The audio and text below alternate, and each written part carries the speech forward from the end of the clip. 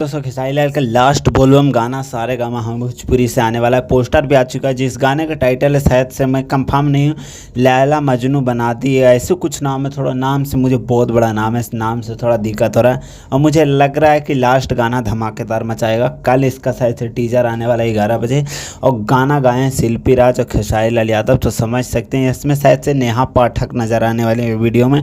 देखते हैं किस लेवल का गाना होगा। मैं यही कहूँगा लास्ट बोलबम गाना आप लोग दोस्तों प्यार आशीर्वाद दीजिएगा। और लगता है लास्ट सोमवारी का ये बोलबम गाना लास्ट आएगा, और आप लोग ज़रूर सपोर्ट कीजिएगा इस गाना को, ताकि गाना लास्ट गाना ट्रेंडिंग नंबर 1 पे जाकर ट्रेंड कर सके। लास्ट बोलबम गाना ट्रेंडिंग नंबर 1 पे जाना चाहिए, और गाना को प्यार आशीर्वाद मिलना चाहिए।